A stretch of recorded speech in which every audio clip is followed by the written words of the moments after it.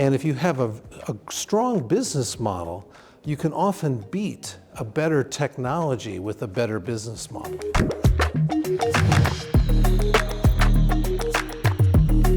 Henry Chesbrough, you're the father of open innovation. Your book on open innovation marks its 20th anniversary this year. I wanted to ask you, did you ever wonder how many of the countless innovation managers we can find on LinkedIn should thank you for that book? There is a way that I can answer your question. If I go on LinkedIn, I can search on jobs or companies or people.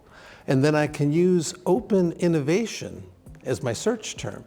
And I did this search about a month ago.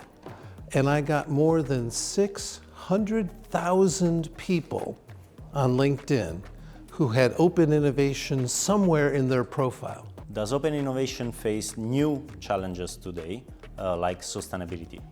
What's open innovation now?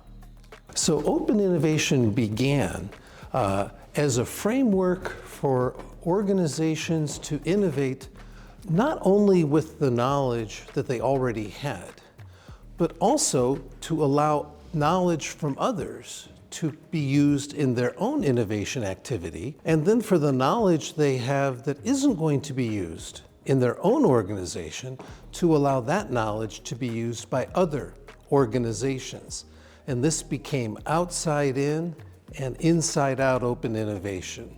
So this is where we began 20 years ago. Today, as your question says, open innovation is being used more and more for grand challenges like sustainability, where no one organization can do this on their own.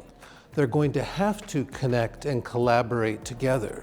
So the practices and skills that you learn in open innovation turn out to be very relevant for addressing grand challenges as well.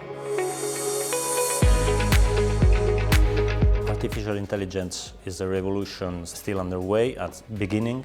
We have seen an explosion, particularly with ChatGPT last November, a year ago this month, that has went to over 100 million people in just 6 months.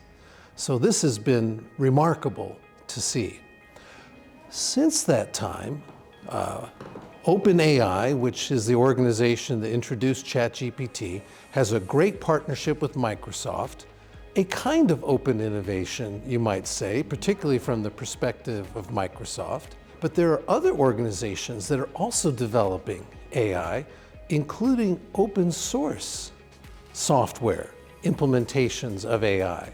So I think what we're going to see is not just one dominant model, like ChatGPT 3.5 or ChatGPT 4, there will be that, but there will be many other implementations, some of them smaller, others of them specific to individual organizations. So these smaller models can be tuned to your specific context.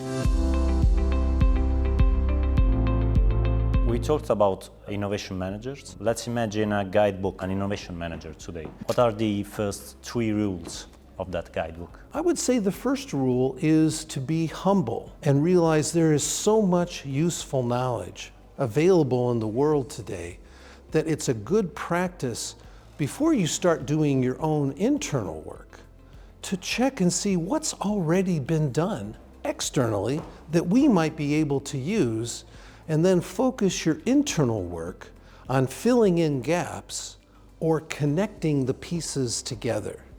So I think that would be a good first practice. Be humble, look around outside first. A second good practice is to think about your other parts of your own company and what are they going to have to change to work well with you on open innovation. So if you're working with a startup company and the startup is doing some wonderful things, those things don't just line up with R&D.